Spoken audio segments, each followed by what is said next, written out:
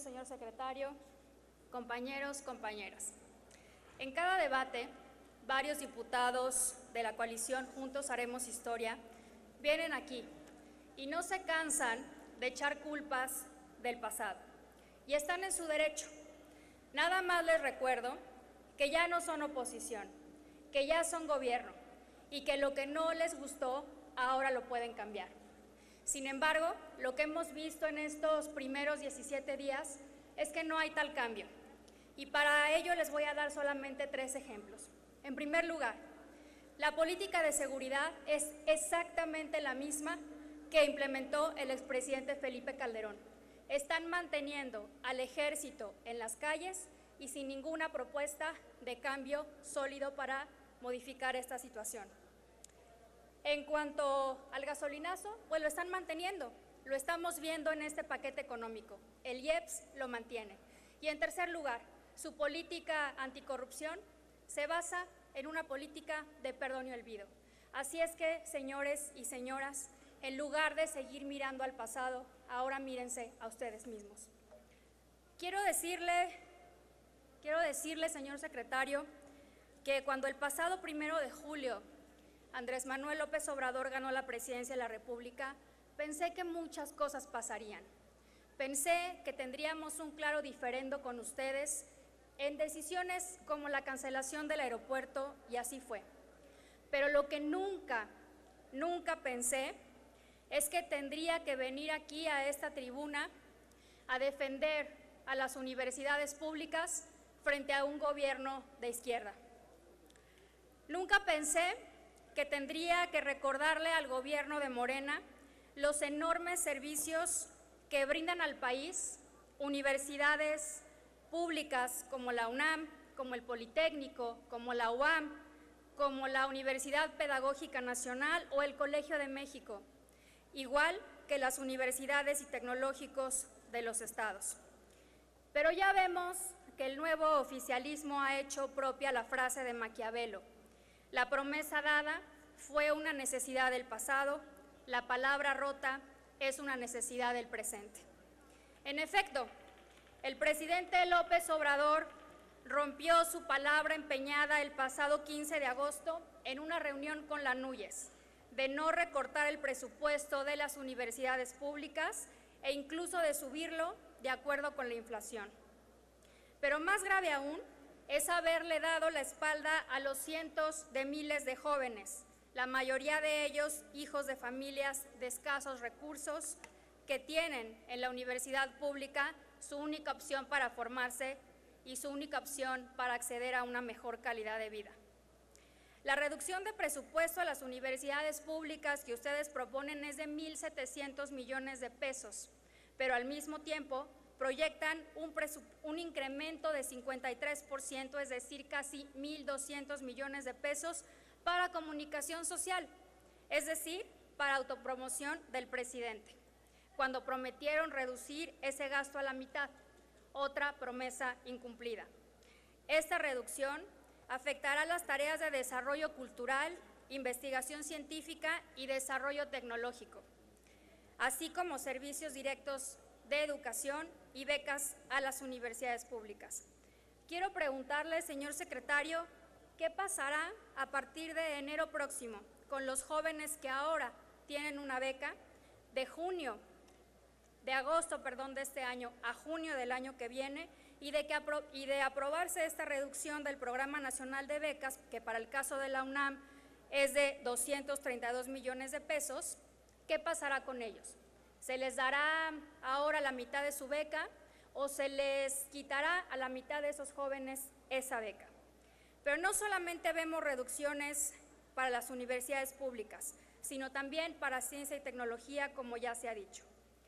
Quiero terminar, señor secretario, preguntándole directamente y pidiéndole que no se ande con rodeos, porque aquí ya muchos hemos venido a denunciar y a cuestionarle sobre esta reducción del presupuesto de las universidades públicas. Quiero preguntarle concretamente por qué están reduciendo en 1.700 millones el presupuesto para las universidades públicas. Quiero también preguntarle, señor secretario, ¿por qué esa reducción en el rubro, en la partida de ciencia y tecnología? Y sobre todo, señor secretario, quiero preguntarle concretamente por qué el presidente López Obrador rompió su palabra de no bajar el presupuesto a las universidades públicas. Por sus respuestas, muchas gracias. Para dar respuesta tiene la palabra el secretario Carlos Manuel Ursúa Macías, hasta por 5 minutos. Bueno, en el caso de las becas de los jóvenes, pues no va a pasar nada, al contrario, va a haber más becas, como yo dije, son alrededor de 70,000 millones de pesos los que se van a ejercer a través de la SEP en todos los niveles: universitario, educación media superior, secundaria, primarias, en todos los niveles. Entonces ahí no va a pasar absolutamente nada. En el caso de ciencia y tecnología, debo decir que se está proponiendo destinar 89,375 millones de pesos, y en particular obviamente se está protegiendo a todas las becas que el CONACYT da a sus estudiantes, a estudiantes que algunas veces están en el extranjero y muchas más están estudiando en universidades nacionales. Además, debo añadir que el CONACYT en este momento tiene fideicomisos que deben tener en su panza, por decirlo de una manera jocosa, o espero que sea jocosa, alrededor de 20,000 millones de pesos. Entonces, no se está poniendo en riesgo absolutamente nada. Ahora, ¿por qué de nueva cuenta la reducción a las universidades? No, la pregunta, creo que, con todo respeto para la diputada, está mal planteada.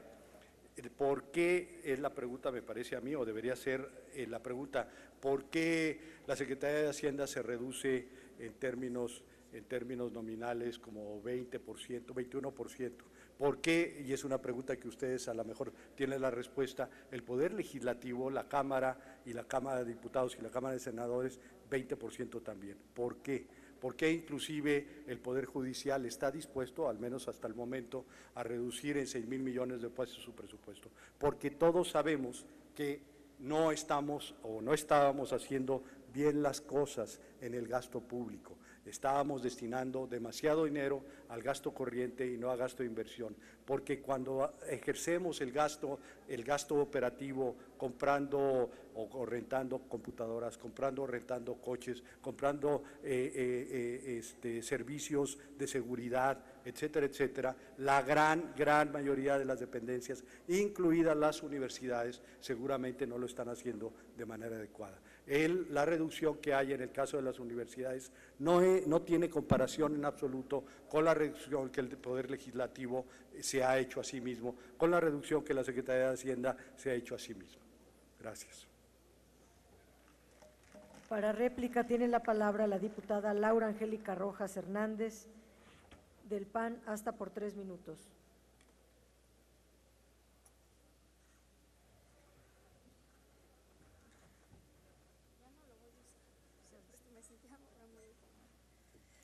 Muchas gracias, presidenta. Señor secretario, usted acaba de faltar a la verdad, porque aquí tengo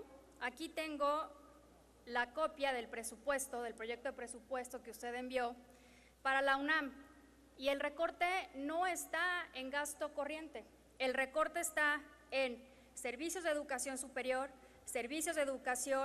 y posgrado, desarrollo cultural, investigación científica y desarrollo tecnológico, proyectos de infraestructura social del sector educativo, mantenimiento de infraestructura y el Programa Nacional de Becas. No es verdad que no va a pasar nada en el tema de becas.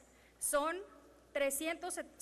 una variación para el caso específico de las becas de la UNAM de menos 55.1%, que es lo que mencioné en mi intervención. Sí leímos y sí estudiamos el presupuesto, y las reducciones para las universidades públicas, y pongo como ejemplo solamente el de la UNAM, no están en capítulo 1000, están en partidas que afectan programas sustantivos de investigación, de becas, que van a afectar a jóvenes que ahora ya tienen esa beca, y por eso es que estamos cuestionando eso, señor secretario, y le pido, por favor, que no nos quiera engañar y que no nos venga a decir que es porque había corrupción o porque hacían mal uso de los recursos. Si es así, si fuera así, entonces su propuesta de reducción de presupuesto tendría que haber venido en el capítulo 1000 y no en estos capítulos.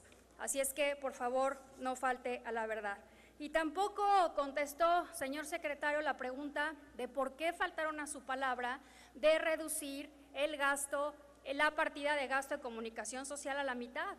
Vemos un incremento de más de 1,000 millones de pesos en esa partida cuando ustedes, cuando eran oposición, pues todo el tiempo criticaban que era un exceso y que era inmoral gastarse el dinero de los mexicanos en autopromocionar a los funcionarios del gobierno.